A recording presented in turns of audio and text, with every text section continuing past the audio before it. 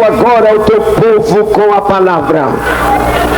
Cada coração, cada vida está aqui e a partir deste momento estará presa debaixo do poder da unção do teu Espírito, para que sejam abençoados, para que sejam edificados, para que nesta noite eles possam ter de ti o plano para um crescimento com propósito, em nome de Jesus.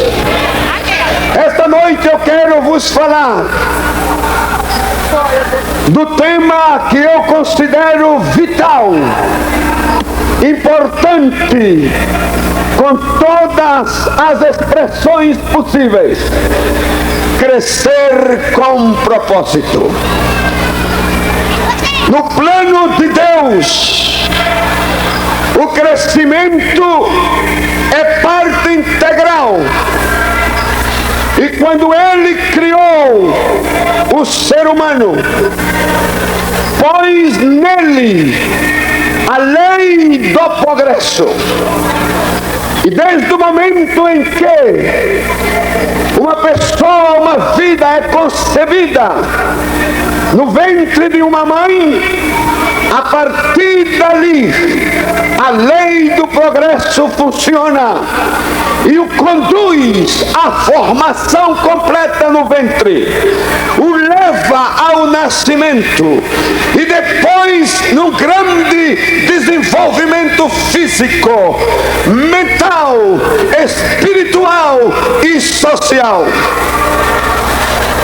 Quando eu li esta palavra de Levítico, encontrei a voz de Deus revelando ao povo uma vez mais o seu propósito. E ele diz: olharei para vós e me voltarei a vós e vos farei crescer e vos multiplicarei. A palavra crescimento, ação contínua e multiplicação, fruto com abundância. Neste plano do crescimento, eu quero apresentar 4 áreas na nossa vida que precisa crescer harmonicamente.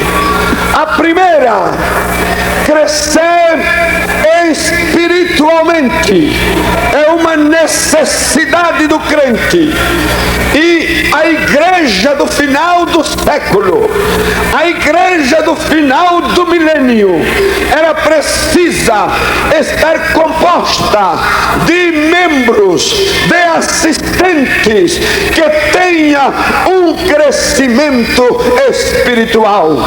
O apóstolo São Paulo, quando escreve a sua carta aos Efésios, ele diz no capítulo 4 e versículo 13 que a medida da nossa estatura, quer dizer, a medida do nosso crescimento, a parte que devemos chegar, não está posta pela igreja Assembleia de Deus. Não foi um pastor que pôs a medida, não é a denominação que põe, é o mesmo Espírito Santo. E ele diz: este crescimento tem que ser até a estatura de varão perfeito, Cristo, o nosso Salvador. A pergunta imediata é: mas como eu posso crescer? De que maneira eu posso ter um crescimento saudável? Primeiro, toda pessoa precisa desenvolver um hábito de oração. Nós não podemos pretender crescer espiritualmente se não aprendemos a orar. A oração é o vínculo que nos dá uma unidade com o Espírito Santo e com o Filho e com o Pai. A oração, ela tem 3 níveis: o nível superficial, o nível de compromisso e oração profunda, uma oração com responsabilidade e intensa. São os 3 níveis. No primeiro nível, o crente ora por orar. Quase sempre o crente que ora no nível superficial, ele ora repetindo a oração. Ele não tem um vocabulário criativo. Ele repete por anos as mesmas palavras. Ele ora porque outros oram. Ele fala com Deus porque outros falam. Mas ele não tem de si mesmo uma dinâmica criativa na oração. O segundo nível é aquele da oração com compromisso. O crente sabe que Deus lhe ouve, que Deus lhe atende, então ele vai com fé, e ele clama, e ele ora até receber a sua petição, e pronto, ele recebe, ele para a oração, porque ele crê que já cumpriu, que já alcançou, que recebeu o que estava buscando. E quando ele para, ele também sente, ele também percebe que algo está faltando, ainda que foi ouvido por Deus, ainda que recebeu, porém ele sabe que há um faltante, que algo não está completo. O que é que falta? Falta uma relação mais íntima, mais profunda com Deus. A maioria das pessoas cristãs no mundo se mantém nesta oração chamada oração de compromisso. Oro porque preciso, oro porque quero alcançar, oro porque Deus me ouve, e depois de orar e ser ouvido, para a oração. No terceiro nível da oração, ele ora, supera a primeira etapa superficial, ele entra na segunda, que é a oração de compromisso, mas ele não para, ele continua, porque agora, na terceira fase, ele mais intensamente mergulha, ele penetra, não porque precisa de algo, não porque quer alcançar um objetivo de saúde, econômico, ou qualquer outra coisa na vida. Ele agora, ele sigue orando, porque ele quer penetrar na íntima relação com o Pai, com o Filho e com o Espírito Santo. Jesus, quando orou no Getsemaní, ele orou a primeira vigília, a segunda vigília, e depois de haver orado, diz o texto, e voltou para a oração, e disse, e intensamente orou, até que os poros se rebentaram, e o seu suor era como gotas de sangue. Sabe, a vitória da cruz não esteve no momento que Jesus subiu na cruz. A vitória foi ganha lá na terceira fase da oração, na oração intensa. Ali ele recebeu o poder, ali ele recebeu a condição, ali ele recebeu tudo que precisava para dar-nos o direito da vida eterna. Quantos podem louvar a Deus por isso? Desenvolva você um plano de oração. Ore intensamente. Olhe para o seu irmão que está ao seu lado e diga: Deus espera que você ore intensamente. Aleluia. Aleluia. Eu sinto a presença de Deus aqui.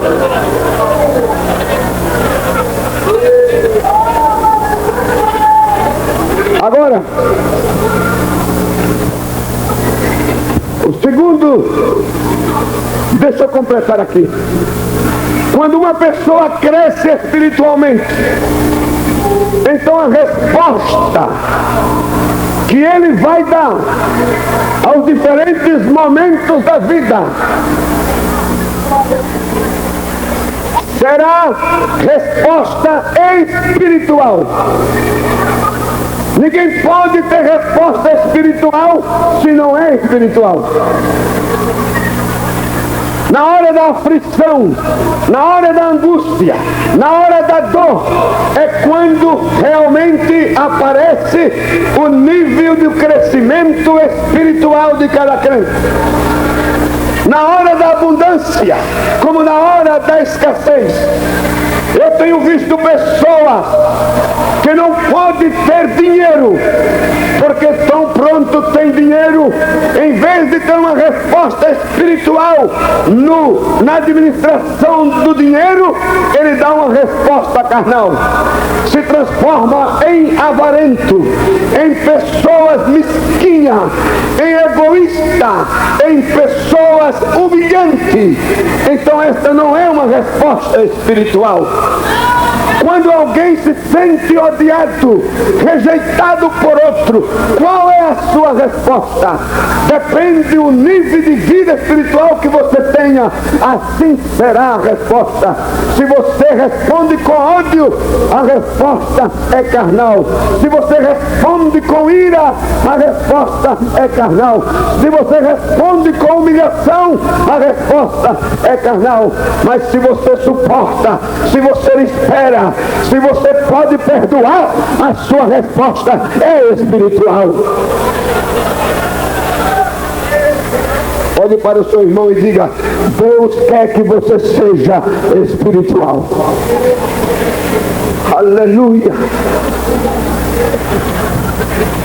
O segundo crescimento, eu vou rápido porque não quero abusar do vosso tempo.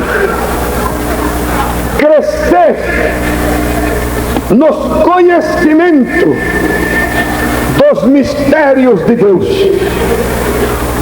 Deus, a dar-nos a eterna salvação, nos deu algo tão grande e tão maravilhoso. Jesus, na oração sacerdotal, no capítulo 17 de João, e versículo 3, ele diz: a vida eterna é esta, que te conheçam a ti, o único Deus verdadeiro, e a Jesus Cristo, a quem has enviado. Jesus está revelando que entrar no plano da salvação é entrar num plano de conhecimento. E a porta do conhecimento se abre e todos temos direito de entrar por ela para alcançar o mais alto nível de conhecimento nos mistérios de Deus. Para isso, o crente precisa manter a sua vida de oração, mas também precisa ter um hábito da leitura da palavra, desfrutar da palavra, comer a palavra, viver da palavra em forma pessoal, na casa, ler-la pela noite, pela manhã, ler sozinho, ler em grupo, também vir para a casa de Deus e ouvir a mensagem pregada, não importa por quem, com atenção, com desejo, dizendo: fala Deus hoje comigo, revela Deus hoje a tua palavra, revela-me Deus os teus mistérios. E tenha certeza que na medida que você avança, então a porta ela abre-se mais e você pode penetrar ainda mais e coisas novas virão cada manhã. No crescimento do conhecimento dos mistérios de Deus, precisa que o crente tenha interesse para mergulhar, para ir até onde está as fontes frescas. Eu estou na igreja desde criança. Deus me deu o privilégio de ter uma mãe que me ensinou a ler a Bíblia, que me ensinou a orar, me ensinou a ouvir. E hoje tenho 52 anos de vida. Assim que a Bíblia eu já li várias vezes. Qualquer outro livro, depois de uma, duas, três leituras, a pessoa já não tem interesse de voltar nele. Não é assim com a Bíblia. Eu tenho passado por textos, por versículos, que quando eu volto a ler, está completamente novo. E eu me surpreendo, porque a palavra que eu li ontem, sendo o mesmo versículo, hoje ela é uma nova fonte aberta para mim. Quando vou para os cultos e ouço os pregadores e usam texto que eu conheço, a minha maneira de pensar, eu conheço tudo do texto. E de repente ele abre e fala coisa que eu nunca ouvi ninguém falar. E ele define coisas que eu nunca ouvi ninguém definir. E eu pergunto, o que é que está passando? Por que eu não vi isso que ele está vendo? E a resposta é uma só, é que a palavra é nova a cada manhã.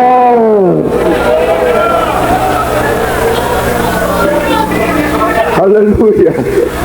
Diga para o seu companheiro, olhe e escute, a palavra é nova a cada manhã.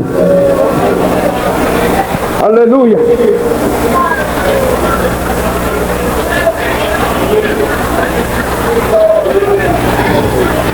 Eu sinto que Deus está aqui.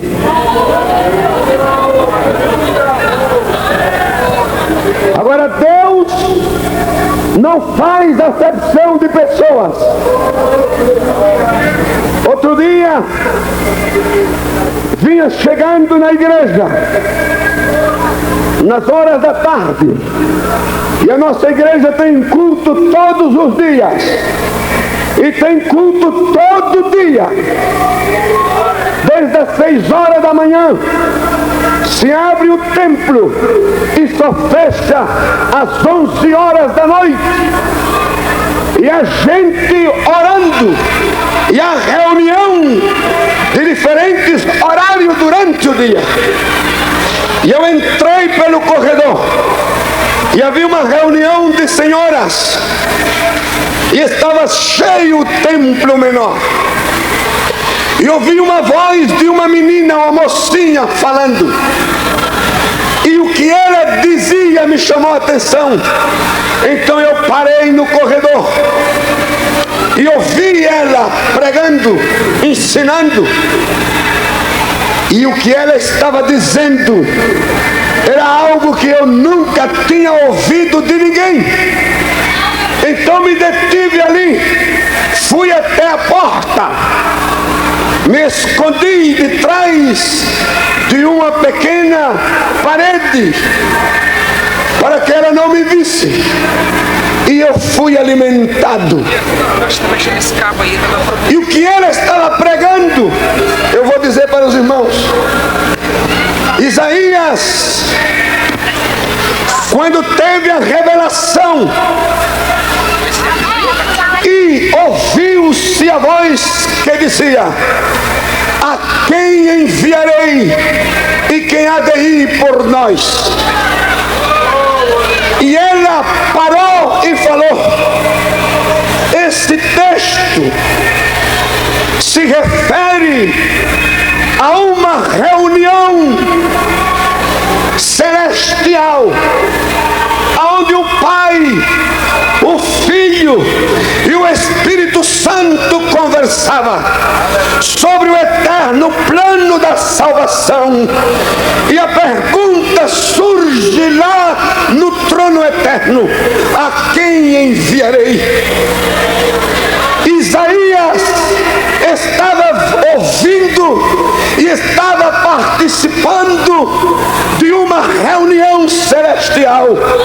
Ele no templo e Deus no seu trono.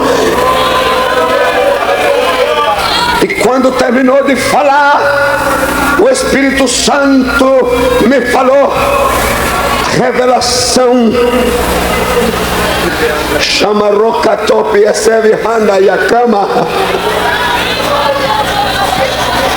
Eu nunca tinha visto isso. Sempre passei por aquele texto. Eu pensei sempre que Deus estava falando com Isaías.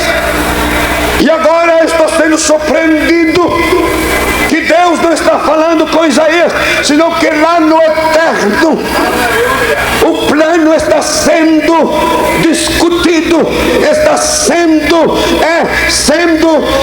revelado. Isaías é somente alguém que ouve, alguém que está ali.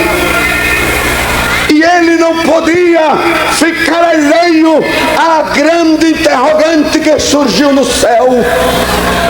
E quando eu ouvi aquilo, perguntei a que hora esta mocinha entendeu isso. Ela não passou pelos institutos bíblicos que eu passei. Ela não ouviu as mensagens que eu já ouvi. Ela não tem estado com os mestres que eu tenho estado. Então como é que se revela isso? E o Senhor me responde: eu não faço acepção de pessoa.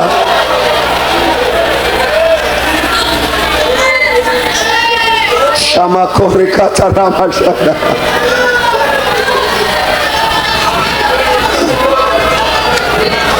Esta noite ele está aqui e ele tem as portas abertas. A outra experiência tem que ver com um acontecimento que me comoveu muito. No ano 82, eu vim pregar no Nordeste. E na igreja havia um movimento raro, um movimento de inquietação. E eu percebi os diáconos com um cuidado tremendo. Terminando o culto, eu fiquei tão inquieto que eu quis saber o que era. E quando me aproximei de um diácono, perguntei: eu sinto que há algo aqui. Então ele me falou: é um menino, um adolescente de 12 para 13 anos, faz a nossa vida impossível. Ele carrega um estilingue. Eu não sei se aqui conhece essa palavra. Estilingue, lá no Nordeste diz peteca, né? Em outro lugar como é que diz? Baleadeira. Esse menino carrega esse estilingue e anda com o bolso cheio de jurubeba, aquela frutinha verde. E ele, em algum lugar, ele se esconde. E lá onde ele se esconde, ele joga essa fruta. E vem com uma força tão grande que em quem toca, o susto é muito grande. E incomoda demais. Então eu comecei a buscar o menino. Até que no dia seguinte o identifiquei. Chamei ele, falei com ele e perguntei o nome dele. E ele me falou o nome. Eu vou dar o nome aqui: Nizak. E eu falei: você ama a Jesus? Ele disse sim. E perguntei: você gosta de vir para a igreja? Ele disse sim. Então perguntei: por que você faz isso? Aí ele disse: é brincadeira. Digo: mas que brincadeira é essa? Jogar bala no povo e vir fazer os irmãos sofrer? Então ele sorriu e falou: é que eles também me provocam. eles também me perseguem. Então eu abracei a ele e falei: mas eles estão cuidando da disciplina da igreja, você precisa aprender. Sorriu de novo e perguntei: você vai crescer, e quando você seja um homem, o que é que você quer ser? Então ele disse: pastor. Está aí. Sei a ele e orei por ele, e nunca mais. Passaram-se vários anos. Um dia eu venho pregar no Mato Grosso, um grande trabalho, e quando eu chego, o pastor me leva para o altar e me apresenta os pastores e evangelistas que estavam ali. E de repente me diz: aqui está o evangelista tal, um jovem bem vestido, alto. E ele me saudou com afetuosidade e me abraçou e falou: te amo. E eu olhei para ele, era a primeira vez que eu via ele, eu falei: obrigado, também amo você. E ele se sentou e eu me sentei do outro lado. E o pastor falou: hoje prega o evangelista.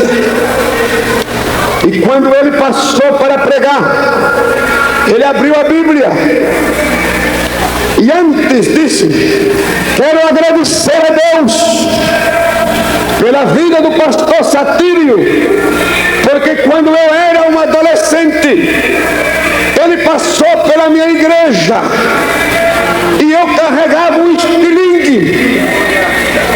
Então quando eu ouvi isso, aí me lembrei do caso. Eu digo: olha ele aqui. Olha ele aqui. E eu me surpreendi muito e perguntei: o que é que ele pode dizer?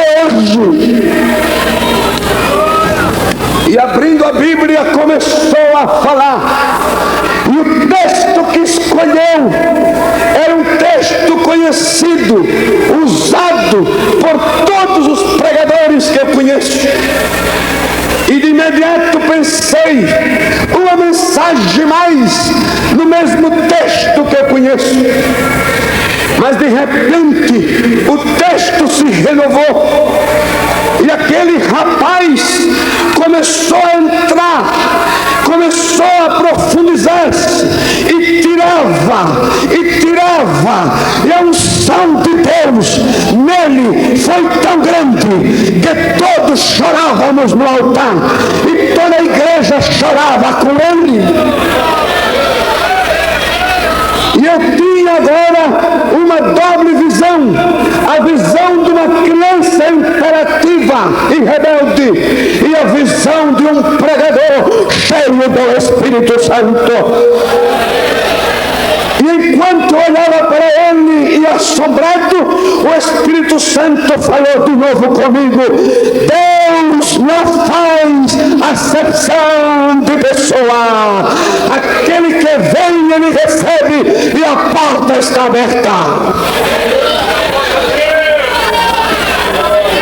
Aleluia! Esse Deus está aqui esta noite. Se você pensa que esta é a noite do poder para o conhecimento dos mistérios de Deus, fique de pé por uns minutos e deixe que o Espírito Santo lhe toque agora. Levante a sua mão. Há poder, há poder, há poder. Aí vai o poder do Espírito. Ele toca a tua vida. Ruxarabacata rama sanda ria rama. E o xerrebe anda canta rama aia caia coma racha raia. Olha some a canta rima rama soma. Samahasharamakantai. Oh, recebe poder de Deus agora. Recebe uma nova visão do conhecimento dos mistérios de Deus. O Espírito te introduz na recâmara secreta, aonde os segredos são dados a quem quer, a quem busca. E esta é a noite de Deus para ti. Levanta a tua voz agora, igreja. Solta-te na presença do Deus que quer dar-te revelação, que quer dar-te conhecimento.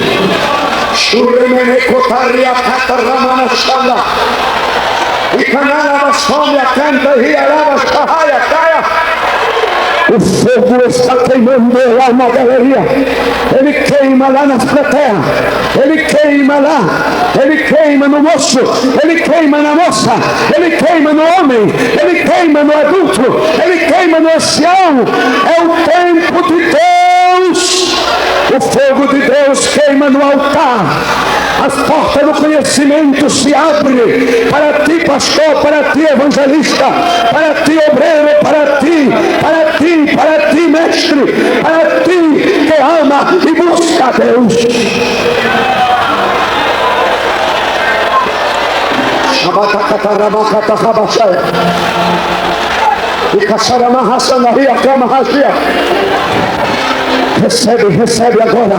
Recebe agora uma nova revelação que vem do alto, uma nova revelação que vem do alto. Recebe agora.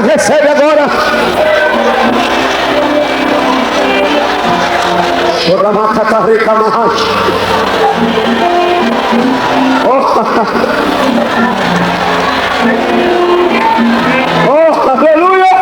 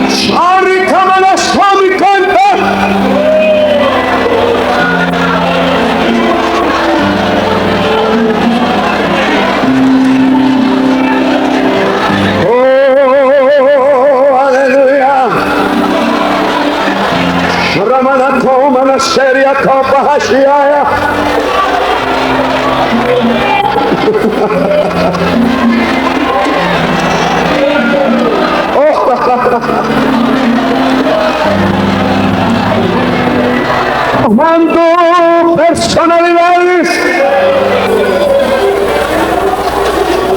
Uma nova dimensão começa agora.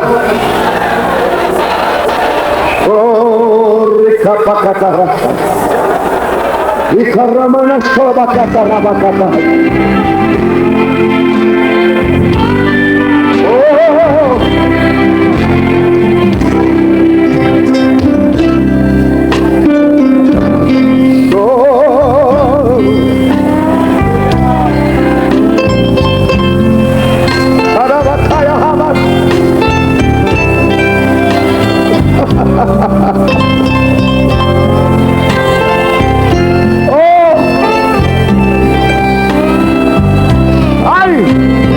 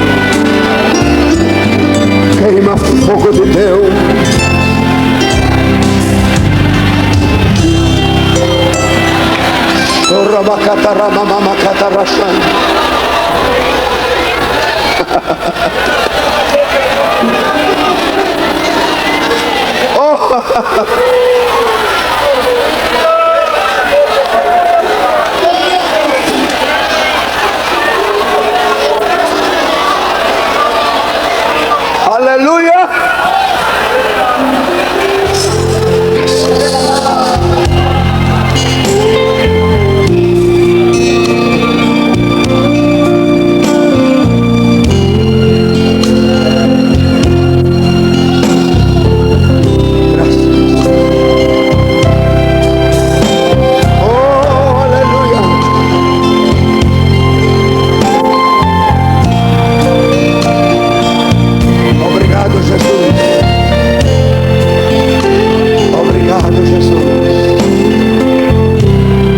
Levanta tua mão, dá glória a Deus. Dá glória a Deus. Glória a Deus. Glória a Deus. Glória a Deus.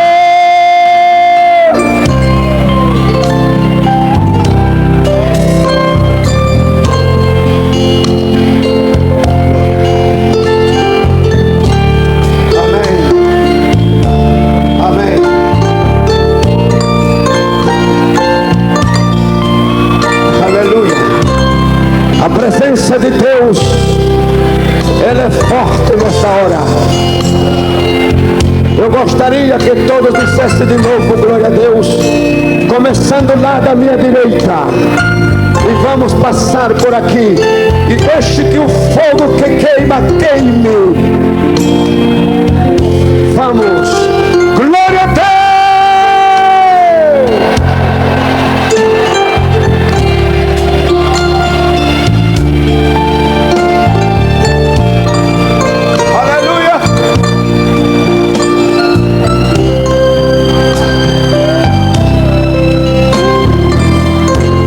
Sentar-se. Oh, glória.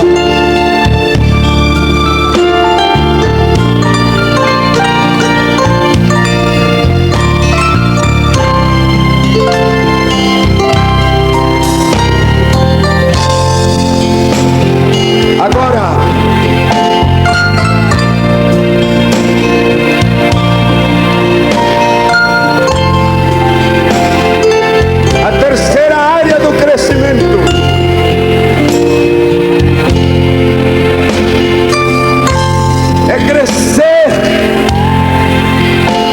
nosso território.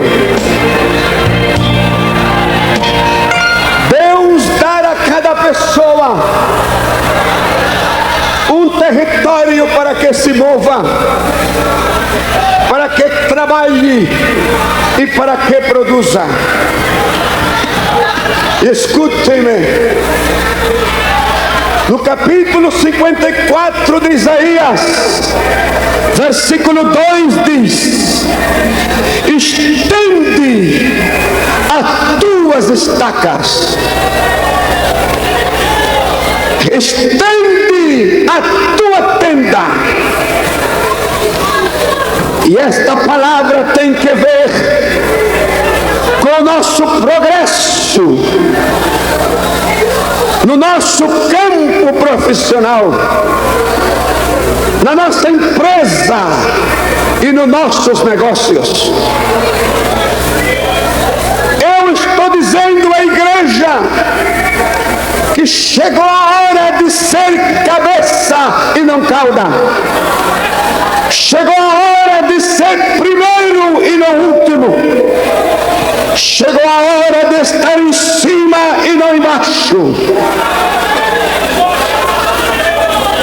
E o texto que nós lemos apresenta uma dinâmica que diz: ao que semeia, ele colhe. Mas em seguida diz: comereis da colheita velha,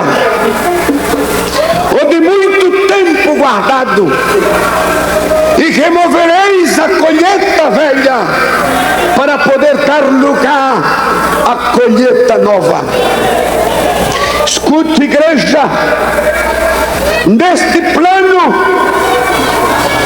para que você mantenha o progresso e o crescimento no seu território, você precisa gastar o que você tem. Notem bem, este copo, ele tem água, mas se eu quero pôr mais água nele, ele não suporta mais água que o espaço que esteja vazio nele. Não importa quanta água tenha na garrafa, não importa quanta água tenha na torneira, o meu copo só cabe conforme o espaço vazio que há nele.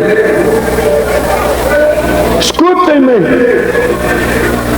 muitos crentes não se enriquecem, não prosperam, não têm abundância constante, porque eles sempre guardam as coisas mais tempo do necessário.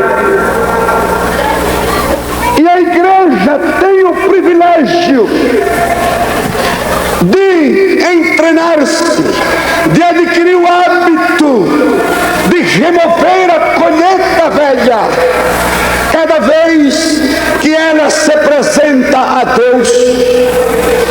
A palavra de Deus dada por Moisés foi esta: ninguém se presente diante de Deus com as mãos vazias. Porque aí está o segredo. Você primeiro vai no seu celeiro, você toma o que tem no seu celeiro e você traz do seu celeiro, esvaziando o celeiro, você apresenta a Deus. E quando você dar a Deus, a lei do vácuo atrai de novo para o lugar que ficou vazio. Assim que a mão de Deus se abrirá e fontes novas de ingresso, salários, ganhos, juros, poupança se multiplica. Eu estou dizendo para a igreja na Colômbia que aprenda a fazer isso. E nós, pastor Álvaro, praticamos todos os anos com a igreja. Vamos no nosso armário de roupa e as roupas que não foi usada ou que não conseguimos gastá-la no ano, vamos retirando-as e vamos dando a outras pessoas que não a têm. E há coisas maravilhosas. Um dia, neste movimento, o irmão se admirou porque ele deu uma camisa.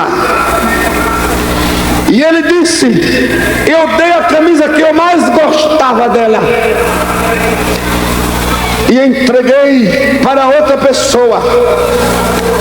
Passaram uma semana, veio um parente dos Estados Unidos e passou pela casa dele e falou: fulano, eu tenho tanto tempo sem te ver, me lembrei de ti e quis ver-te e trouxe este presente, meia dúzia de camisa. Quantos podem louvar a Deus? Meia dúzia. No ano 97, eu fui para as montanhas da Colômbia e levei a roupa para pregar e deixei 2 trajes completos, roupa completa, com gravata, com camisa e com tudo. Depois que voltei para casa, viajei para a Argentina. Preguei na Argentina. Um cidadão me chamou e falou: eu quero que o senhor venha comigo no lugar aqui em Buenos Aires. E me levou numa loja finíssima. E ele me apresentou o dono e disse: nós somos sócios. E ontem, quando eu vi o senhor pregando, eu senti de fazer-lhe uma atenção. Eu tenho aqui 5 vestido completo, traje completo. Só quero que o senhor escolha as cores do seu gosto. E eu me assombrei, porque eu não estou pedindo roupa para ninguém. Então eu fui, toquei a roupa, e era roupa fina. Discretamente olhei o preço e me assustei, porque cada um custava $700. E por um momento eu fiquei acanhado e quis dizer não. Mas o Espírito Santo falou: não rejeite, porque tu removeste a colheita velha e agora vem a nova.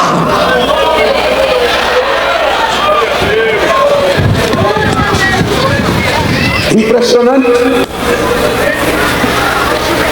Quando estávamos construindo o nosso primeiro templo, eu tinha preparado a igreja para a oferta de construção na ceia do Senhor. E quando chegou na hora da ceia, passou um evangelista e me acompanhou, vinha desde Caracas e ia para Medellín. E nós apenas nos saudamos. E quando chegou na hora da oferta, o Senhor falou comigo: dá toda a oferta para o evangelista. Eu falei: essa não. Essa não. Porque esta oferta é a oferta da construção.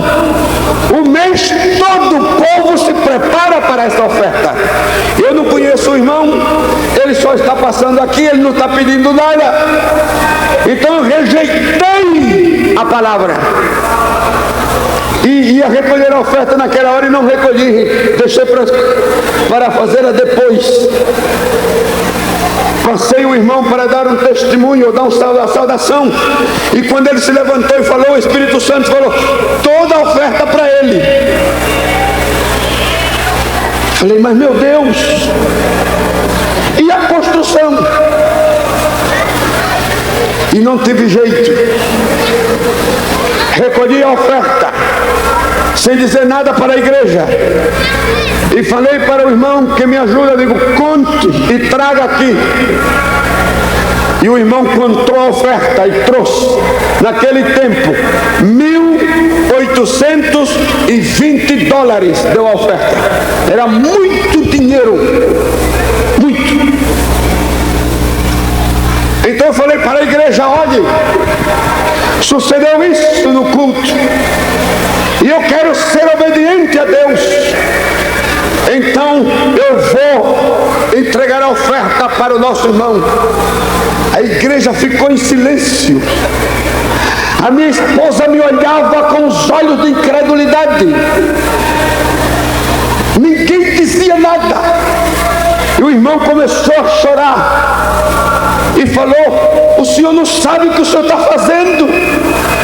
A minha mãe morreu e eu venho desde o Oriente venezuelano e vou para minha casa tarde, porque não pude chegar a tempo. Não levo senão o dinheiro da minha passagem. Eu não tenho nada que oferecer à minha família e o senhor me dá essa oferta. Eu falei para ele: Deus lhe abençoe e vá em paz. Eu fui para casa. Cheguei, a minha esposa pôs o almoço e não houve conversa. Mais ou menos 20 minutos depois, tocou o telefone. Uma mulher chamada Romélia de Chacon, por telefone. Pastor Satírio, eu quero falar com o senhor hoje. Digo, pois não. Ela disse, e a respeito da oferta? Eu digo, pronto. Começou o problema. Eu ofendi o povo. E ela falou, eu posso ir para a sua casa? Falei, venha. Se há que brigar, vamos conversar já. E a irmã veio, entrou na minha casa, falou, olha, quando o senhor falou que ia dar a oferta para aquele irmão, eu murmurei. E dentro de mim, pensei, se eu soubesse, eu não daria a minha oferta hoje. Mas quando eu pensei assim, ela disse, ouvi uma voz dentro de mim que me falou, Romélia, Banco do Ocidente, a conta de poupança, o saldo da conta toda dá para a minha obra. Então ela disse que foi um choque tão grande. Ela disse, eu não tenho conta no Banco do Ocidente. Então saí correndo para minha casa e busquei. E então me lembrei que meu esposo, antes de morrer, ele tinha feito umas aplicações nesse banco. E fui e encontrei um papel. E encontrei um talão da poupança. E aí estava o depósito de 5 anos, com rendimento. E ela olhou o saldo que estava, e sabe quanto era? $17.000.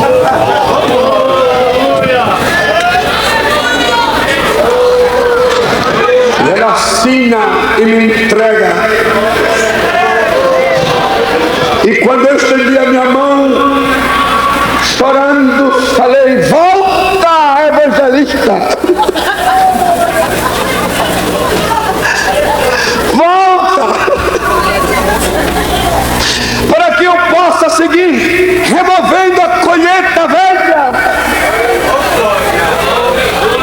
Sabe, eu estava pelejando por uma porção, Deus estava pelejando por outra. Na minha corta visão, eu estava cuidando pouco que eu tinha. Deus estava abrindo uma brecha maior para poder dar-me muito mais. Esta noite, Deus quer que você se comprometa. Eu sou portador da bênção que enriquece. Eu pedi licença ao pastor que a oferta desta noite não fosse recolhida na hora correta, senão que ele permitisse que eu orasse na hora da oferta por causa da mensagem. Porque hoje você vai remover uma colheita velha e Deus vai dar uma colheita nova. Fazem 3 anos eu passei aqui e neste mesmo altar Deus dava uma palavra para o irmão José Corsino. E agradeço a Deus porque a palavra se cumpriu. Esta noite Deus tem uma palavra para ti. Levante a tua mão. Serás dono de um poço novo.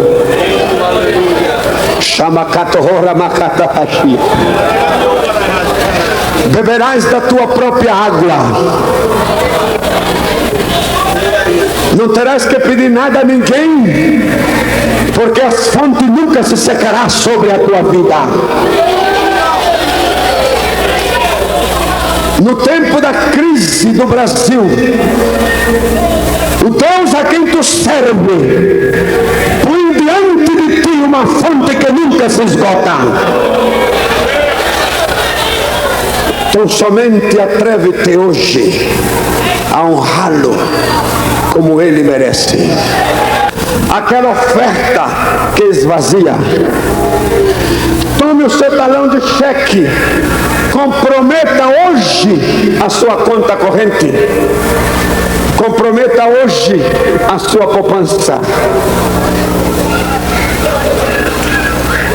O pastor não me disse que tem nenhuma necessidade maior, e eu não estou fazendo isso por necessidade, eu estou fazendo isso porque Deus me falou antes de vir para cá: abençoa o meu povo. Eu quero abençoá-lo, eu vou abençoar o seu trabalho, eu vou abençoar a sua empresa, em nome de Jesus.